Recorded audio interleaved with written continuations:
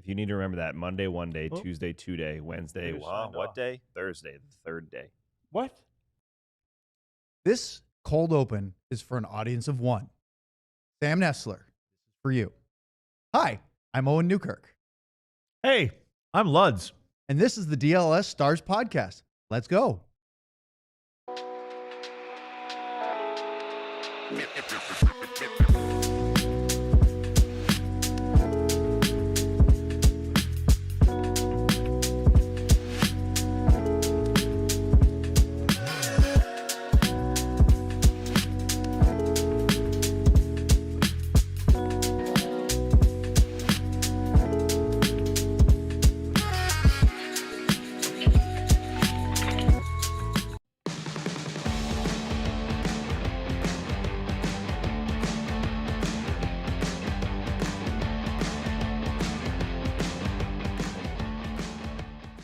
This is the DLLS Stars Podcast. It is Monday, September 29th. Alongside Craig Ludwig, I'm Owen Newkirk. We're going to get to a lot of stuff today. But before we do, with our producer Ryan Vaughters, no Sam today, and no Sean. Sean will be on later in the week. We have to talk to you about Big Brothers, Big Sisters, as we are almost done with the month of September, but we are still going strong, and we encourage everybody here at with Big Brothers, Big Sisters to try to, if you can, sign up to be a big. Go to BBS3Bs.org/AllCity for more information and to sign up to become a big today. Plus, just the other day, we launched our Die Hard sale. Our fans now have 2 ways to join. You can get in for just $36 with a limited edition shirt, or you can step up and grab a limited branded Bills Die Hard hat for $59 before they sell out. Either way, you get all the Die Hard perks, premium content, event and merch discounts, the members-only Discord, and more. Don't wait. Join now at alldlls.com/intro. All right. No Sam today. Just Luds and myself, but we have a very special guest as our other 31 is down to 2 teams left. We're going to cross off or check the box next to the Boston Bruins today with our very own Pete Blackburn. He's from the ALLCITY National NHL podcast, What Chaos. He'll be on in our next segment for a couple. I will try to not spend the whole time talking about the Boston Red Sox and the playoffs with him, but we'll see about that in a minute.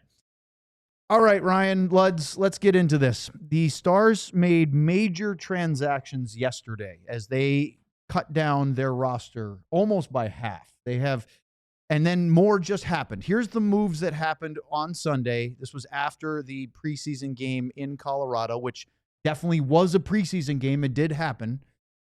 As you can see, a whole mess of players were sent to the Texas Stars, a couple players that were on amateur tryouts because they have not yet signed entry-level NHL deals. Those are draft picks. They were released. And then some PTOs, guys that have played pro but are not on NHL deals, were on professional tryouts. That's the difference, including a guy like Antoine Bibeau and, of course, Curtis McKenzie, who is the captain of the Texas Stars. Wasn't going to make the NHL roster, but definitely gets the invite to training camp, and you get to keep those guys together and get some early on-ice bonding before they go down to Cedar Park. Now, the Texas Stars surprisingly haven't made the announcement on their website, but all of those guys in the top row and maybe some of the guys below will be down there with the AHL club. Luds, of the guys that left, who do you go, hey, this guy made a mark with me in training camp? I didn't mind Lind, to be honest with you. And by the way, Cole Lind, not on that list, but he, along with Kyle Capobianco and Antonio Strangis, had to go on clear waivers. They went on waivers yesterday. They cleared today, and they were just sent to the AHL team. I guess if I'm picking somebody from up front, I would say Lind, and then in the back was Taylor, defenseman. I like him. And I know the other guy that stands out for me, but not on any of those lists, is Adam Ernie. I thought he did what he needed. Well, he's not gone yet. No, exactly. So that's why those are the 2 for me. Yep. That, why do you say yet? How do you know he's going to be gone? I'm not. He's still there.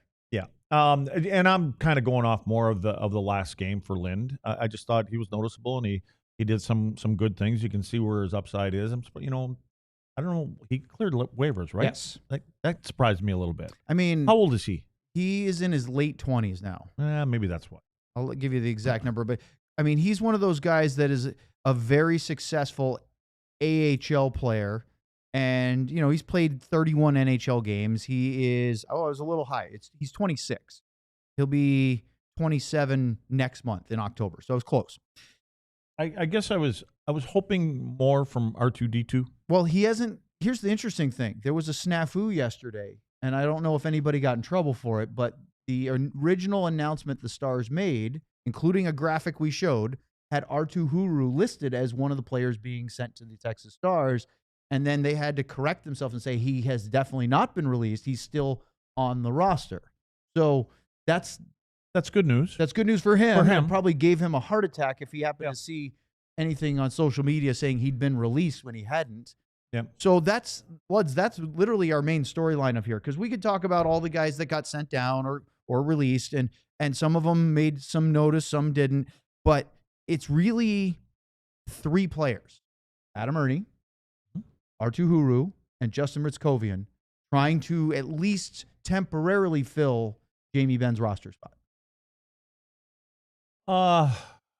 Yeah, and I don't even know if it's going to be that spot. I mean, they may be down a little lower than that. Possibly, but at least his roster spot, if not his spot in the lineup. Ryan, if you would show the lines that we had from today's practice. Let's take a look at the forwards, because this is the big talking point, Lutz. As you can see, the top line is exactly what you would expect it to be: Robertson, Hintz, and Rantanen. Sam Steele, who was part of I didn't go to practice yesterday, but the reports from Sam and Robert were that Steele was part of the second power play unit, where Jamie would have been. And so is Thomas Harley. They moved the I know, and they Harley back them again. Yeah. Well, whatever. But I think Steele's going to get the first crack to play with Duchesne and Sagan. We've talked about him during the summer. You got Gully to say it. Kind of admitted that he might try him up there. So that might be, especially now with Jamie gone and where things sit right now, it seems to be his place to lose, and he's not really losing anything. But again, I don't think that. I think Gully's going to be a little bit different. We're going to see players move around, especially early on. We're going to see players move around and see what kind of chemistry. And it doesn't mean that guys like and again, I've liked Bastian. Yes. I really have. I don't know if there's a spot in there to me because he's on the right side and Rakovian is where he is, but I can see him getting an opportunity to play because I believe every night. In fact, I think the last game that he played, he had 8 hits in that game. And I know that Leon had 6, but every night that he's in the lineup, he understands. He goes up and down the wing. He gets to the front of the net. He finishes checks, and if somebody steps out of line on the opposing team, he's willing to to ring that bell. So he checks a lot of boxes. Again, he understands the role that he's in. He told us that it is. But I think that you would be pleasantly surprised bringing him in relatively cheap. That you'd be pleasantly surprised what you see from him. You see Ritzkovian playing on the line with Wyatt Johnston and Maverick Bourque today. And I'm curious, because we've talked about this at length, but I want to keep this going. If we're reading maybe too much into this, this seems to suggest that right now Gulletson and his staff are thinking that maybe he plugs in best with those 2 guys on that third line. He maybe has a little bit more offensive upside than Ernie or Huru, although both players have shown good things, Ernie and Huru both. But today, Adam Ernie, R2 Huru were in a line with Nathan Bastian. That's another interesting part. Bastian versus Blackwell. It feels like there may be times where, because of who they're playing, Gulletson might have them in and out of the lineup depending on who they're looking for from that line that night. Does that make sense, or do you think that one of them might just play themselves into a regular role? It makes sense, but I think that, Blackie's going to get more of the opportunities than Bastian. Blackie brings more from an offensive standpoint, the speed, and he kills penalties. Bastian probably won't get used in that role. I think Blackwell, you can play him up with, just because of the way he can skate. And we've seen him go to the front of the net and things like that. I don't think you're going to see Bastian playing up in 9. I don't think so either. No, I think that Blackie. Don't you think Blackwell would be Blackwell the and Steele are the up? 2 interchangeable parts? Yeah. In the middle 6. Yeah. Or maybe when we say the bottom 9. I don't see him being a top line player because they've got 3-4 guys ahead of him. But I just think that Blackie and Steele can interchange parts there, and I think Bastian would be more penciled in to be that, that 12th forward. Here's the interesting thing, Leds. There's a game tomorrow night. They're playing in St. Louis. It's their second to last preseason game. With all of these roster cuts, they don't have a lot of extra players now. They have 16 forwards. One of them is Jamie Benn. So they basically have 15, right? And they have 3 guys trying to get down to that last spot, right? That if you assume they carry 13. I could see them doing 14, but I don't know if I see that happening. Plus, then on defense, let's show the defensive lines, if you would, Ryan. They have 8 guys left. They had 9, but then Capobianco cleared waivers, was sent down. So here are the 8. My point of this is, this is practice today. They have not veered from these pairings when these guys have been on the ice together. They've stuck with this, which is good. Consistency early. If you see them change, maybe that would be a sign the coaching staff isn't happy with something. But my point to this is, between these 8D and those 15 forwards that we showed on the other graphic, you're going to have to create a lineup for tomorrow night. So you're not getting a predominantly AHL lineup. And I would imagine with St. Louis getting towards the end of their preseason, now the Stars still play home against Colorado next Saturday. That'll be the final dress rehearsal. I would guess you're going to see, what would your guess be, Luds? Do you think they send everybody but like their top line and their top pair? Are they going to keep is Lindell and Heiskanen going to get the night off? Is Jake going to get the night off? I would be playing, me personally, for St. Louis tomorrow night. I'd be playing your lineup both games. I would. So this would give those guys that's 3 what I would do. preseason I'm not games. saying it's the right thing to do. I would, because you want these guys, again, we know how important games in the early season are when they get 3 months down the road. I think that you want your chemistry. I think you want them to be clicking together.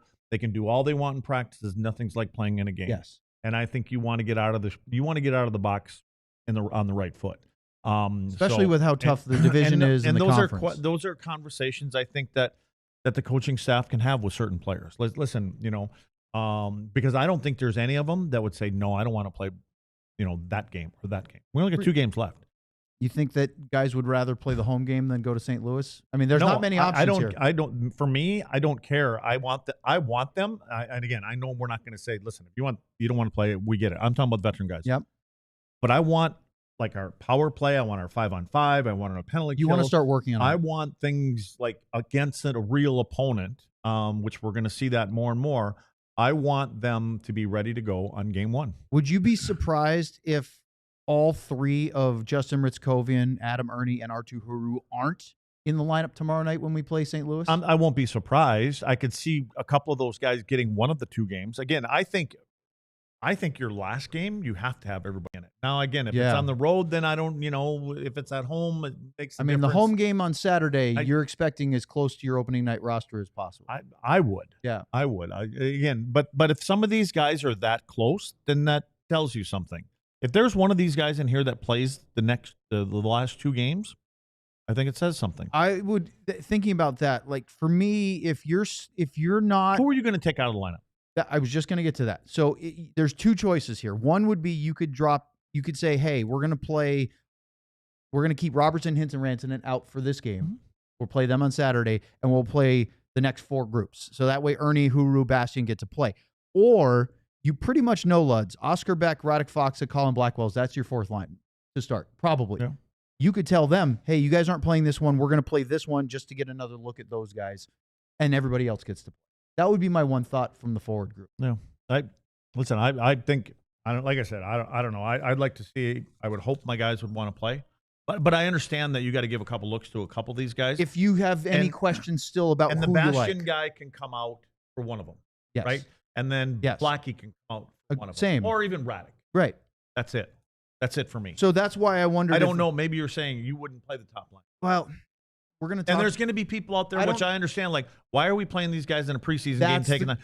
I understand that. You look what players happened, don't think like that. Look what happened to Alexander Barkov in practice. Yeah, well, that was bad luck. This can happen crossing the street on the way out the door. And that's fair. And it happens in practice. So. And you can't play scared, right? Because if you play scared, that's when things probably get worse, right? You got to play hard. Defense again, if you would, Ryan. Luds. There's only one spot there that's questionable for me. Who? Guy playing next to Harley. Lundqvist.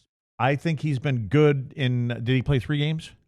I think he played one early. He's played I three think or he's four. played 3 games. 3 or 4. Yes. 3 games, and I thought he's been good in one of them. It's the second game. Yeah, and I've seen holes in because his games 1 and first 3. game he looked shaky. Yeah, and then he looked much night, better. The other night he wasn't good either. Against Colorado. Game. No. Yeah.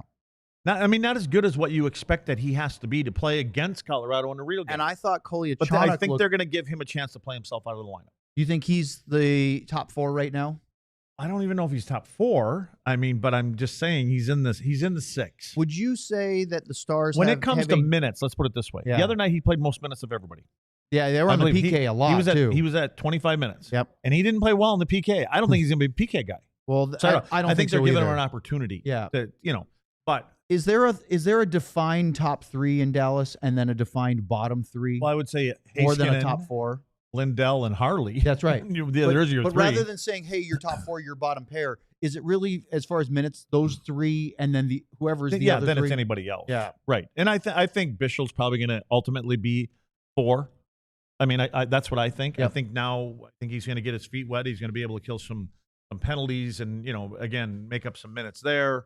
His physicality, he looks good to me from the offensive standpoint of things, not just what he does in his own zone and being physical. So I would expect him again, if he was right-handed, he'd be in the top 4. Yeah, for me. I think so.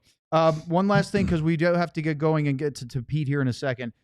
Antoine Bibeau was released from his PTO. We mentioned that. Both Ben Cross and Arno Tiefensee were sent down.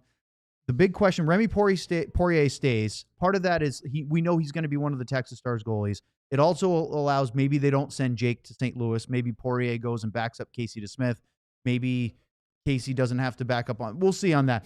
I'm curious if Bibeau signs with Texas or even with Dallas as a 3 or 4 to be part of that tandem with the AHL Stars, or if Cross or Tiefensee gets that. We'll find out here in the next week or so. But that's the one last thing about the goalies, because we know Jake Ottinger, Casey DeSmith, Stars goalies up here in Dallas. All right, up next, talk to Pete about the Boston Bruins, team number 30 of our other 31. But first, let's talk about a couple of things. We're going to start with Prize Picks. This episode is brought to you by Prize Picks. You and I make decisions every day, but on Prize Picks, being right can get you paid. Don't miss any of the excitement this football season on Prize Picks, where it's good to be right. Now, sometimes you can do better than others. Sometimes you do. Or sometimes teams tie in overtime on a Sunday night football game, and you go, I didn't see that one coming. I think it was the scoregami as well. Prize Picks is simple to play. You just pick more or less from at least 2 player stats. If you get the picks right, you can cash in. Plus, you can play in more than 40 states, including California, Texas, and Georgia. PrizePicks is the only app that offers stacks, meaning you can pick the same player up to 3 times in the same lineup. Want to pick more on Josh Allen's passing yards, rushing yards, and touchdowns? Now you can pick all of them in the same lineup, only on PrizePicks. Download the PrizePicks app today. Use the code DLLS to get $50 in lineups after you play your first $5 lineup. That's code DLLS to get $50 in lineups after you play your first $5 lineup. PrizePicks, it's good to be right. Now let's talk about game time. Speaking of football, boy, some great football games yesterday. I don't know if you were dialed in on the NFL, but a lot of fun. Luds? Ties in football stink. Was it good? I mean, you kind of cheer for the Packers or the Cowboys whenever it's location or convenience. Is a tie good for you in that? No, it was. I don't like ties. Yeah, fix it. You wanted some other overtime, because I had my memes ready to send to my buddies, and I didn't get to send anything. And it was a tie. Well, game time gets you to those games. And is that what they're called, memes? Yeah, I got that. Yeah, very nice. Authentic tickets, best price. You know exactly what you're getting. Amazingly, they show the fees included, so you're never surprised. It doesn't jump up when you go to checkout. So take the guesswork out of buying NFL tickets with Game Time. You download the Game Time app, create an account, use the code DLLS for $20 off your first purchase. Terms apply. Again, create an account, redeem the code DLLS for $20 off. Tap, ticket, go. Download the Game Time app today. All right. We went a little long because we were excited about training camp roster cuts. But not me. Oh, I know you're very excited. But it's time for us to talk to our very good friend, Pete Blackburn, from What Chaos, the All-City National Hockey Show. Luds, I feel like we should take a knee and give him the Wayne's World We're Not Worthy, right? Paying homage to the national host. Pete, how are you today? I'm good. Thanks for having me, guys. No kneeling required. Appreciate Well, it. I appreciate that. I promised the viewers that I would not derail our entire conversation by getting you and me to sort of celebrate the Red Sox going to the playoffs. We were talking about Game Time just now. I used Game Time to see Peyton Toley's first major league appearance at Fenway Labor Day weekend. I hadn't been to Fenway in a long time, since basically moving to Texas. And man, it was fun to be back home. That's when you go to Fenway, that's home.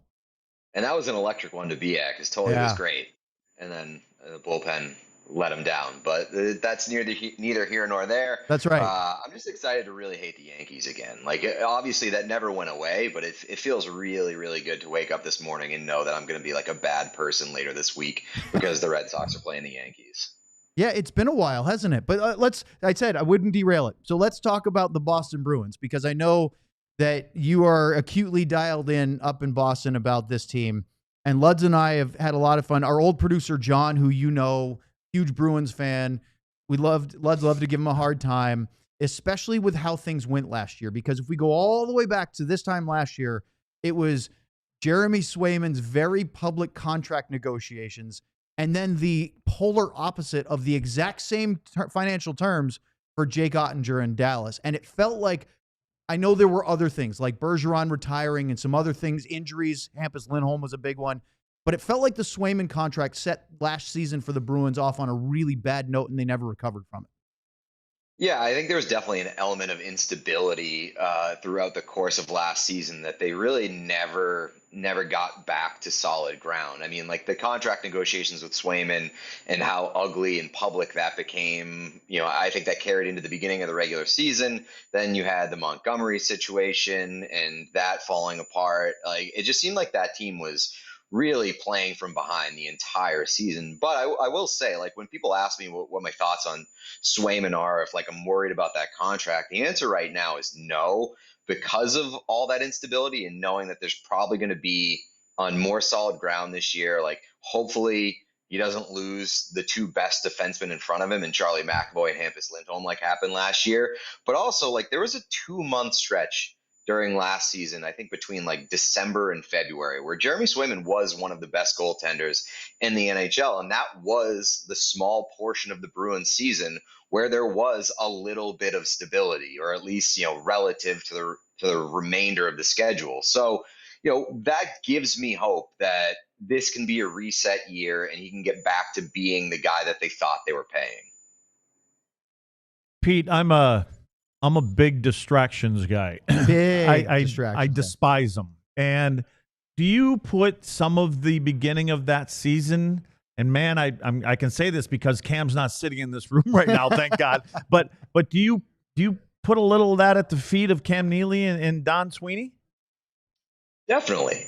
I think that it was not handled in the best way on either side. Like, I think Swayman and his camp took things very, very personally and held on to that resentment for far too long.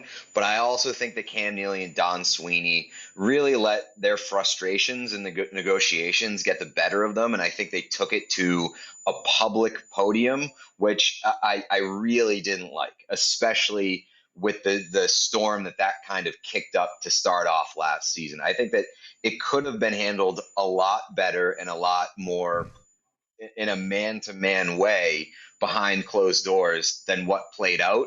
And unfortunately, it kind of set both sides back more than it should have at the beginning of last year. Pete, let me ask you, did you happen to hear an interview earlier? It's probably when the process was all going on, that Swayman was doing an interview and he made the comment that he felt he had a responsibility to get a certain dollar amount. Did you get a chance to hear that also? I did, yeah. Yeah. Do you think he regrets any of that, or having to go through that? Or is it just a stand-up guy and the goalies love him for it in the league? Yeah, I mean, I don't know. I can't speak for the other guys, but when that came out, and he felt like he had like a responsibility to be fair to the market and take care of the other goalies, like that, I didn't really know what to make of that. Again, I just feel like on both sides it could have been handled a little bit less publicly, and it was really ugly from both sides. And I'm sure that if you ask both of them at this point in hindsight if they'd like to have a few comments back, I'm sure they would both say probably yeah. Let's talk about Swayman again, because I don't know if it is it a lazy narrative to suggest that losing Linus Ullmark hurt Jeremy Swayman's play last year, because you just talked about the injuries to the defense. They lost, of course, some key forwards. The team, the whole Jim Montgomery stuff we can get into, but like, it's not comparing, hey, Swayman didn't play well after signing the contract with his best lineup in front of him either. Was there an effect of the Ullmark departure, or is that not really what you think was the big factor there? I mean, I don't know if it was the big factor, but I also am not willing to say that it didn't have an impact and didn't have an effect. Like, not only from the standpoint of, well, like the net share was really important to keeping both of those guys fresh and keeping them locked in. And I think that they challenged each other and got the best out of each other. And also, like, their friendship, they were very, very open that they were the best of friends. They were like brothers, and that goes a long way. But I also think that, to a certain degree, whether or not Ullmark was here last year or not, there was just so much going on and so much outside noise and so much turmoil around that team that I don't think Linus Ullmark could have been a shield, or should have been a shield, for Jeremy Swayman throughout that entire thing either. All right, let's talk about Monty for a second, because we had him in Dallas. Look, a fanboy here. I grew up watching him play at the University of Maine. I'm old enough to remember when he and Joe Sacco were competing captains at BU in Maine on two really, really good teams back when Sean Walsh and Jack Parker were doing their thing. It was a long time ago now. But tell me, as you look at what went down, I mean, he had the best regular season record in the history of the NHL. And then Doug Armstrong just gobbled him up, and they did well in St. Louis. What do you think went wrong for Montgomery and the Bruins? Well, I think the number one thing that went wrong is that they allowed him to walk into last season as a lame duck head coach. Like, it's a tough spot to be in, and whoever's fault it was, I don't know the answer to that, but I think that that's the number one thing, that if you're talking about things going wrong, probably starts there. Number two, I just think that, it was very clear that he probably should have been fired when he was fired, because that team was just not cohesive. They were a mess. And, the roster turnover, I think at that point it was not up to the degree of how far the team had fallen in terms of a performance standpoint. So, like, he was not there to get them back on the right track. And so for that reason, I think that he deserved to lose his job. But at the same time, I think that most people would have told you that, like, Jim Montgomery is a good coach, and they are going to lose a good coach by firing this guy. And I thought that much was proven very, very quickly in St. Louis when he got the most out of that group. So I don't think it was the wrong decision. I think that it was a very difficult decision that they were forced into making for a variety of reasons. But, they just had to kind of move on and hope that they were able to find the next guy over the offseason, which now is Marco Sturm, and we'll see what happens there. Okay, well, let's stay with that then. Thanks for leading me right into that. Perfect segue. Well, I'm wondering, Pete, like, so why not Joe? Okay, so he takes over, right, for Monty. Why not him? And what does Marco Sturm do to get the team going the direction that they want? Well, I think to answer the first part, why not Joe, is that you saw a number of lingering problems even after Montgomery left. And one of the biggest ones was their inability to get a grasp on games the deeper into games they went. Like, there were so many times where they would just look like an absolute circus at the end of games and lose games that they should have won. And so many times they would score goals and immediately give up quick answers. And I think to a large degree that does fall on coaching. So Joe Sacco, for as an unenviable position as that was to be in, he didn't do enough to prove that he deserved to hang on to that job in a non-interim role. So that answers that part. As far as Marco Sturm, like, I think jury is still out on who he is as a head coach. But one of the things that was constantly hammered into us over the summer when talking to people who knew Marco Sturm is that players love him, but also players respect him. And that includes really, really young players And I think when the Bruins, when you look at kind of their outlook over the next couple of years, they're probably in a bridge year this year. They're probably going to have to try to integrate some young talent as much as they can over the next few years. So if you have a guy who can, number one, be respected with former players or with current players, whether they're veterans or young guys, but also can be a teacher, I think that's something that they were looking at. And I think Marco Sturm profiles as that kind of guy. One more thing before our quick ad break here. We kind of postulated that maybe Pete DeBoer has a job somewhere in the NHL right now if he hadn't maybe taken a week or because of the Stars' long playoff run. Do you think Boston would have been in the market for DeBoer this year if he had been available before they made their hire of Sturm? It's quite possible. I mean, I don't think that's I don't think it's a non-zero chance. What I will say about that is if you're the Bruins and you have one of the most sensitive goalies in the NHL, which is like, that's not shade at Jeremy Swayman. I think it's kind of been proven that he's a very sensitive and emotional guy.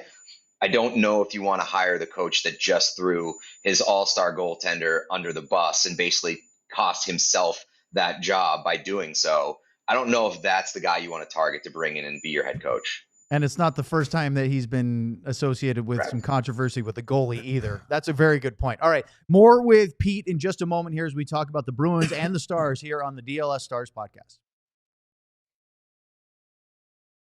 I was going to try to work the word postulated into this read, but it's not going to happen. So you just did. No, I don't. Did I really? Just said postulated. Okay.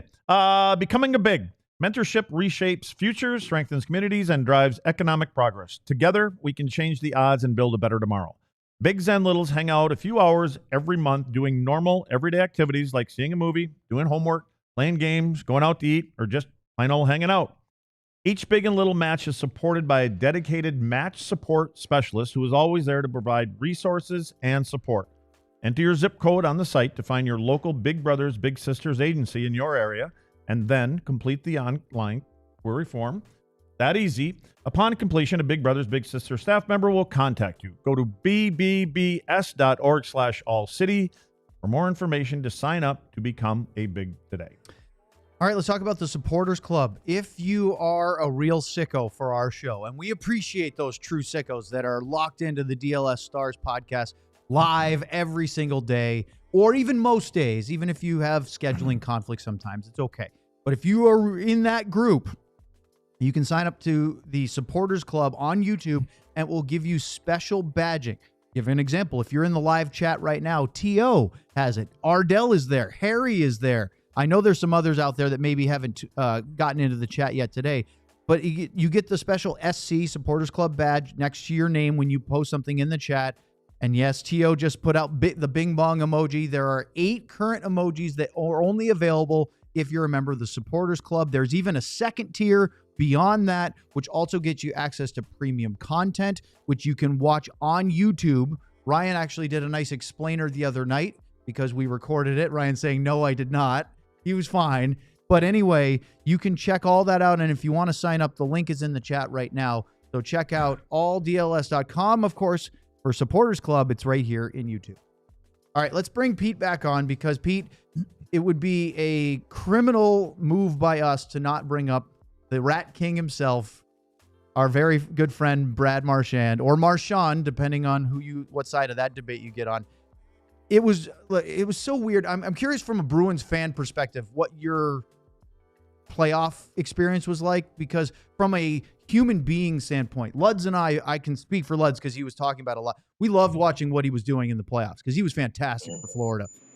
Is that weird for Bruins fans to watch that? Were they able to, I mean, is this Ray Bourque going to watch him win a cup with the Avalanche because you're just happy for the person? Or, I mean, the Panthers are in your division, for goodness sakes. That had to be a conflict of interest. Yeah, I mean, it was a little bit of A, a little bit of B. I think that the weird part about it was that you traded him to not necessarily a rival, but like the team that had kind of started your demise over the past couple of years. So that part of it felt a little weird. And it was also a bit more bitter in the sense that you held it against the front office for not just kind of meeting him in the middle with the salary and keeping him a lifelong Bruin. So that part of it was a little yucky, I guess, for lack of a better term. But I mean, I can speak for myself here. Like, that flipped the second that he scored the Game 3 goal against Toronto, where it was just like, oh, I'm definitely going to be able to root for this guy, especially if it means that he's just once again the boogeyman for the Maple Leafs. So I was obviously I was happy to see him succeed, because if he's gone, he's gone. You can't go back in time. I'm not going to root against him. So I was happy to see him succeed, happy to see him have his summer where once again he wins a Stanley Cup and is drunk for like 3 straight months and is a content machine. I was happy to see that some things never change there.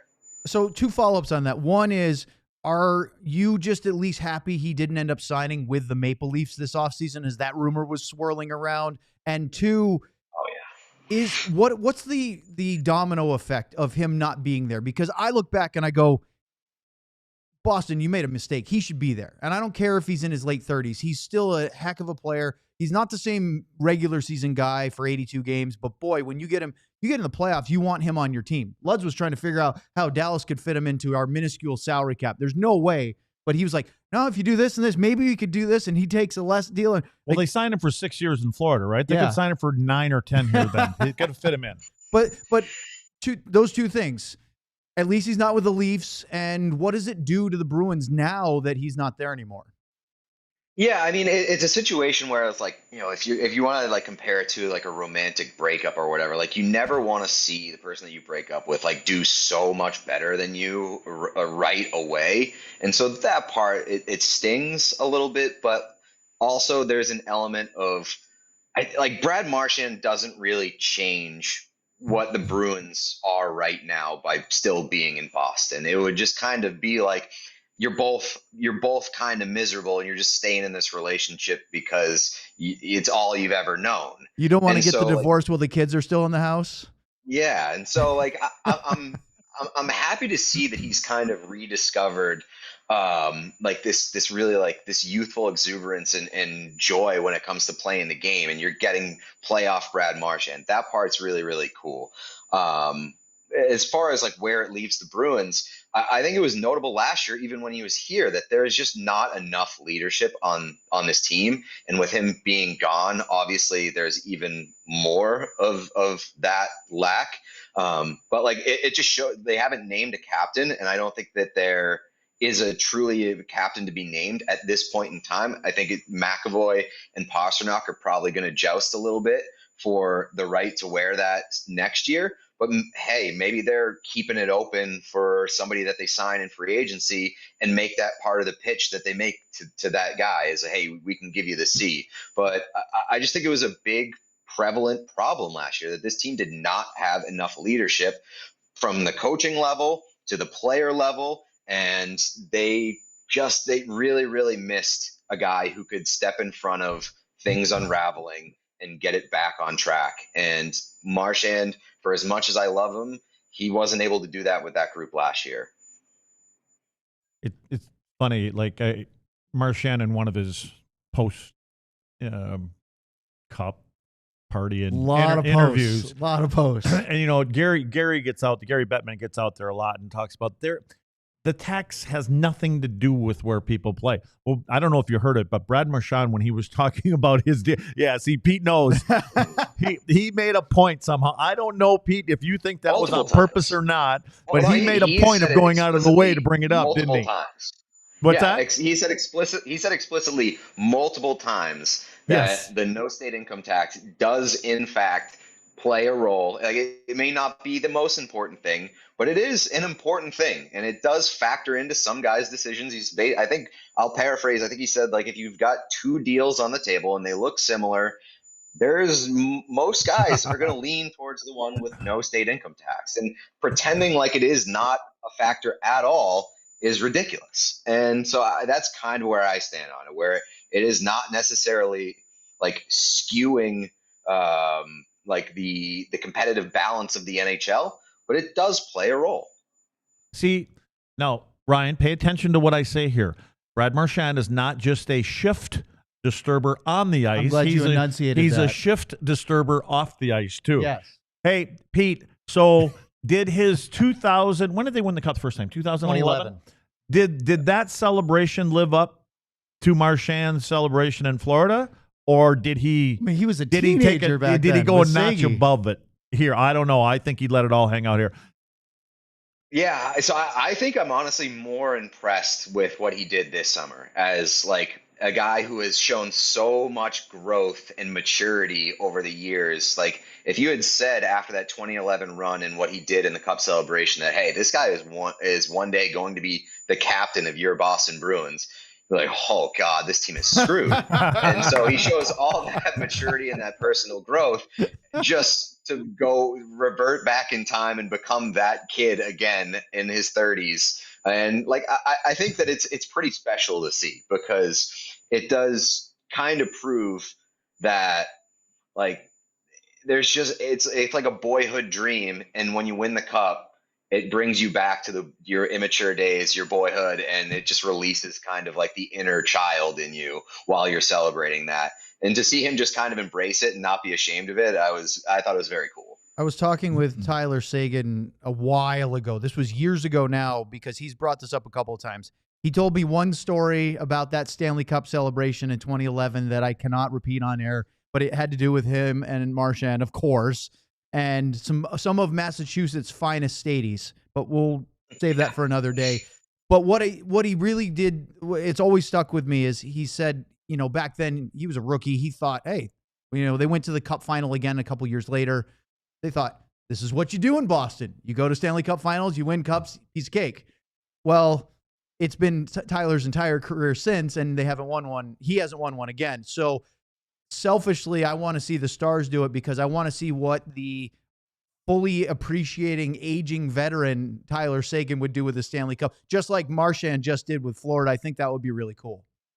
Yeah, 100%. And I liked what Sagan said. I believe it was a couple years ago. I think it was maybe not this past year, last year after they lost to the Oilers, when he said, you know, most of the time you have to lose in this league and lose painfully to learn how to win. And I thought that was very true, but also a little ironic for it to come from Tyler Seguin, who walks into the league as this like young superstar and immediately wins the Stanley Cup.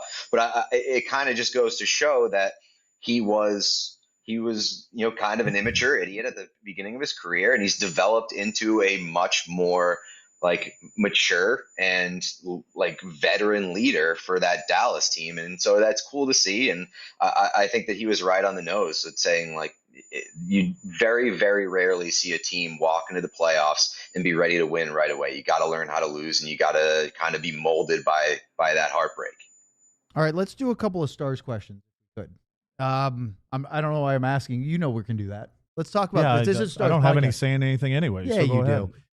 Pete, what do you see? You watch the Dallas Stars team. You know what they went through in the playoffs. You know the coaching change. Where are they at going into this season? I mean, coaching is really important, and I don't know what they're going to get in terms of that regard. But when you're talking about the roster on paper, like they're returning pretty much the same team. And to me, they should be, once again, one of the best teams in the Western Conference. And I do feel like one of these days they're going to get over that hump. Maybe I'm wrong, but it feels like this is a team that is built to win in the playoffs and built to win, win it all. And they've been close, and it might seem like it's going a little bit backwards in a way, but I just think that might be a year-to-year circumstance thing. I still think this team can absolutely win the cup. Hey, I want to ask one question. So, Please. Pete, and I'm done. I hear Owen ask this question to everybody that we have on, Pete, and I hear the word should quite a bit. And why do you say should? Is there something that's missing? Was it behind the bench? Is it a certain position? Is there any reason that you say that? Or just because it's the playoffs and only one team wins the Stanley Cup? Yeah, it's more just about like it's a 2-month grind. Anything can happen. The margins are so thin, like luck plays into it. And, you know, oftentimes like you're a team that could win the Stanley Cup, but you run into a team that is just playing better than you or matches up better against a certain team, and they end up coming out ahead. And when I look at Dallas, like in the past couple of years, like I don't feel like they're failures. Maybe this past year, just because they really, really struggled to find offense, and they just kind of got ran over in that Western Conference Final. But you went up against the Edmonton Oilers, who were just like a juggernaut, hit their stride in the playoffs, and kind of made quick work of almost everybody that they played until they met the Panthers. So that to me, like I don't necessarily think that it's a massive indictment of Dallas that they lost to Edmonton in the conference final again. And I don't think that it means that if they meet Edmonton this year in the playoffs that they're screwed. Like I don't feel like they have as much of an affliction as like the Kings do, where there's something in the water when they meet Edmonton. It's just like, I know that this is not going to go well for them. I don't feel that way when it comes to Dallas. I just think that last year they just kind of limped into the playoffs a little bit, and then they lost whatever spark that they had going in the Western Conference Final, and they couldn't score. I'm not trying to shill for this team, but every time we look at one of the other groups, especially teams that are slotted to be more in the murky middle, the ones that aren't up in that upper echelon, like you're always talking about teams talking about, oh, geez, we got to find who our number 2 center is going to be, or we don't have that guy, or whatever. And meanwhile, we're complaining that there may be a hole in the second or third line left wing that hasn't been replaced with Marchand gone. You look at the defense and going, who's going to be the number 4 behind Haskin and Harley and Lindell? It's kind of an obscene sort of luxury to say, well, you've got Hintz, Duchesne, Johnston, Foxa, and poor Sam Steele might have to play second line left wing because of that. I mean, it is a pretty deep team. I think we're so in it all the time that sometimes we go, well, this could be better. It's not a perfect roster, but if you were going to take somebody from the Stars roster, Pete, pluck them, don't worry about salary cap, this is our fantasy world, and put them on the Bruins right now, who would you take and why?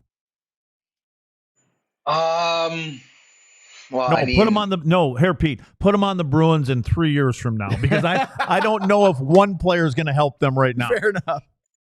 I think that the answer would have to be Miro Heiskanen, just because he's like one of the best defensemen in the entire National Hockey League. And if you don't pick that guy, you're kind of an idiot. But I also I would be tempted to pick Wyatt Johnston just because of, the age factor and the fact that the Bruins absolutely need an injection in their forward group, and they need to give David Pastrnak some help in terms of his ability to score goals. So it would be one of those two guys. And I don't think it's particularly close after that. Well, Pete, I wish we could keep going, but we are out of time. So I will just say this. Thank you so much. It's such a pleasure to have you on again. It's been a while. We'll do it again. And most importantly, go Sox. Thanks, Pete. Thank you very much. And go Sox. There he is. Pete Blackburn. He's the host of the What Chaos National NHL podcast here on All City Network. You should check him out daily with DJ Bean. They do a great job. They're hilarious. Go to YouTube and find their show, or even a audio version if you prefer to listen to it that way. Up next, we'll do a little bit more Stars talk here on the DLS Stars podcast.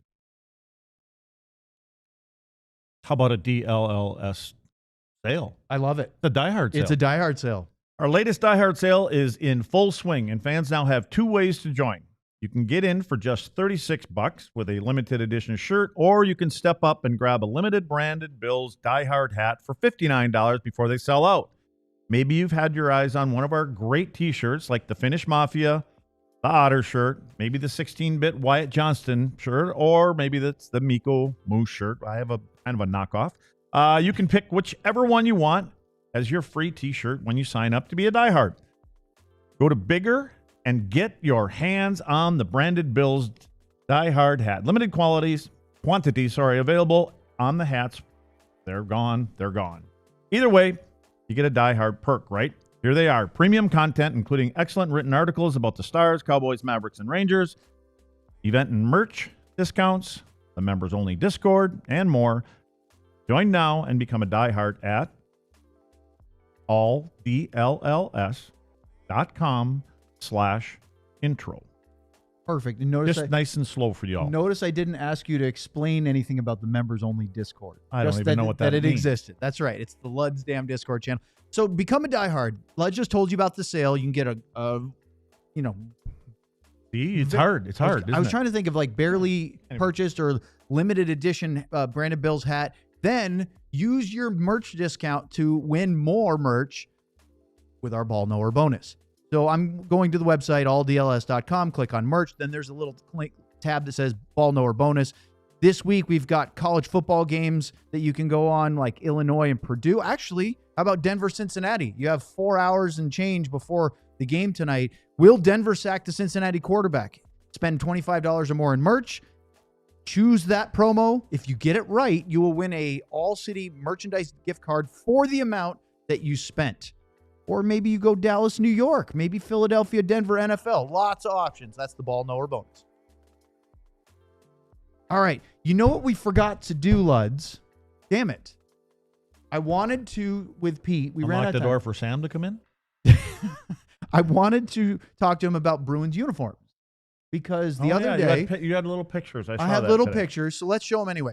This is the Bruins changed their jerseys this year. The new home jersey with they did a real refresh with the spoked B, but also the rest of the lineup. The old one looked like this. That's the new one. That's the old one. Fine, but that was a change they made. So in the 90s... Wait, go back. Go back to the first one. Because the logo looks bigger on the front. The logo is a little bit bigger, but they changed the look, the color scheme a little bit. But I'll tell you what, that reminds me, especially the white jerseys, which when I was growing up watching Bruins games on NESN, it used to be white jerseys at home, dark jerseys on the road. And then after the 04-05 lockout, the NHL switched. Look who I found, Luds. There's the new white jerseys. That's Matej Blumel, the former Stars forward, Texas Stars Unlimited. But there he is, and I think those look incredible. Now, the old ones for the Bruins look like that. I thought the Bruins segment was over with. It is. I just wanted to share that. I was going to do it with Pete, and I forgot. So, Pete, I'm sorry, because I know he would have had some very strong takes about the uniforms. But go back one, Ryan. We're going to get them all in. All right, that one right there, I mean, man, that brings nostalgia to me watching Ray Bourque, Adam Oates, Cam Neely, those guys. Played in that was what that looked like. Does ALLCITY have a Bruins podcast? Well, no, not yet. Sounds like you're auditioning. I'm ready for it. Sign me lobbying up. For it. Yes. All right. So Luds, before we move on to some NHL news and notes, I just wanted to ask you a little follow up on the Bruins. When you look at that roster, we were talking about it off air. Charlie McAvoy told Elliot Friedman he feels that they're a better team than they're getting credit for. What is the next captain supposed to say? That. Yeah. Pete's cellar dwellers. What about Pete's comment of maybe they're keeping the sea open for a free agent? Would they clear do you want to talk about a team that would clear the decks for Connor McDavid? I don't know how Connor ain't going. I know. I don't know how you have. I mean, it's not like they don't have players that have played for the Boston Bruins in that lineup, right? I mean, I don't know how you bring in a new guy with a McAvoy there, with the Pastrnak there, and a couple other guys, and then give somebody else. It would have to be. It would have to be. Who's it going to be? Mark Messier? And I don't even think that's right. I don't think those guys want to come in. I don't think they want to walk in. Yeah. I don't think anybody wants to walk in. You know, obviously, if you're giving it to someone, it's like a Sidney Crosby type. Sid wouldn't want to come in there. He goes, "This isn't my team." What if Jack Eichel, who's a free agent after this year, doesn't sign? They're not letting Eichel. I mean, Eichel's a Massachusetts native. He's getting signed here. You're probably right. He'll be signed up. And could they be circling hey, there's a couple of guys that, what if one of those big names, would you, or is even he wouldn't give you? I would not. I mean, I lobby for McAvoy. I think Pete, did he mention Pasta? Yeah.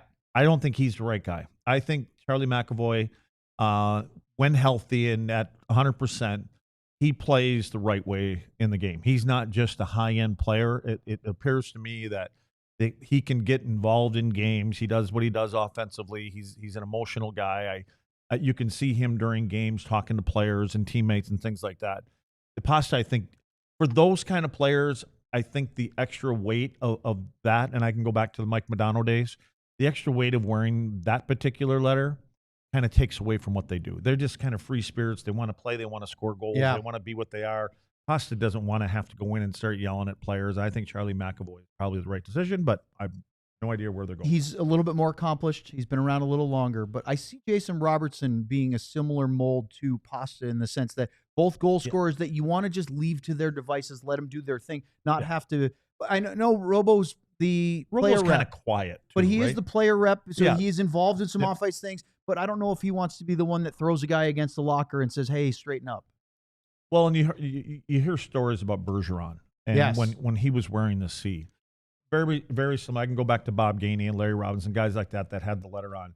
They were kind of coaches at the time, and they had your attention, and they were bigger than life. How about Zdeno Chara? Well, yeah, exactly. I mean, and they're bigger than life guys. They just seem to be. Pasta, to me, you see him do his commercials, right? And he's great in those. He's kind funny, of things. yeah. But that seems like his personality doesn't necessarily fit, for the kind of captains. I guess maybe I'm going down the line with the Borks and Bergerons and Terry O'Reilly, all those kind of guys they went out and they played a certain way. I mean, they were Bruins. Yeah, they played a certain way, and that's how they were led. They led that way, and they had people that Ray followed Bourque was that way. Yeah, that's what I mean by Borky was that way. Let's do a couple NHL news and notes real quick. Alexander Barkov, we mentioned it in the postgame show on Saturday, but we know for sure 7 to 9 months targeted recovery after ACL and MCL surgery. Total fluke thing. As you said, it can happen. Really feel bad for him. I know he's won back-to-back Stanley Cups. I don't root for players to ever get hurt, ever. There's sometimes you might want a guy to get a fistful of knuckles or something if he does something that you don't care for, but I want my team to beat the other team's best guys. I'm not rooting for them to have a bunch of injuries so you can beat them. You want to beat them at their best. And you want that guy there. There's still a chance. Their biggest decision as an organization is, what do they do with them? What would you do because of the new LTIR rules? Just quickly. It's either $10 million or $4 million. Well, here's the thing. They cannot get full LTIR relief if they and have him available for the playoffs. Because in the new rules, they either have to say LTIR, but he might be eligible, or out for the season means he cannot play in the playoffs. But the number, if he might be, it ends up being the cap space of 3.8. If otherwise, it's $10 million that they can go out and find a player. It'd be a huge thing, Sure. but then that means he cannot come back and play. Exactly. And I guess again, I would be leaning obviously on the doctors. I don't know when they have to make. Do they have to make it before game one? A great question. I don't know if they have to make. We'd have that to ask decision. Jenks. I think he might know. But if they have to make it for game one, they're probably not going to have an answer. But if there's a date a little bit later, then maybe you just kind of monitor that. He goes I don't know through. if you're allowed to adjust that at all. We'll have to find out. No, you can't. It's one or the other. You pick it. You pick it. And I would have to think it's that. If you had to pick it Start of the before game season? one, what would you do as GM if you're Bill Zito? I don't think he'll be back. I think you have to. Oh man, I don't even want to say that. I mean, isn't it hard? Like because it's that. Imagine going to it's your a guy. 7-month recovery. Yeah. That doesn't mean that he's getting another month before he's going to be able to play at least. And that's if everything goes right. Everything goes right. Yeah. So it's a tough decision. And it's a huge knee injury. We saw how long it took Miro. Miro did not have. I don't think he had quite the same. I mean, it was a serious injury, but this. And then they may say, you know what, we feel we've got a good enough team to make up. You can't make up for not having him in the lineup because he is one of the best two-way players. But they have got some, and then they're getting Kachuk back at sometime in January possibly. But I'm just wondering if they say, we have enough to get us to the second or third round. We could use him in the third round. Yeah. And could he be ready by the third round? I don't know. It'll be an interesting thing that they decide on. Luds, real quick, because we're about to sign off here. Finally, Mason McTavish and the Ducks came to an agreement. Finally give in. It was a long, protracted argument with their RFA, and there were talks of even maybe a trade because things were lingering. 6 years, $42 million, $7 million AAV.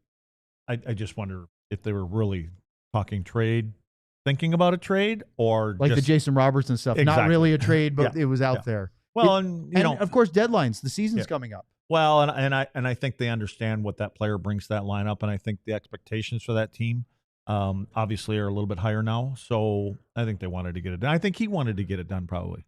We have more to talk about. We'll save it for another day. But great stuff from Pete Blackburn today. Big thank you to him for joining us.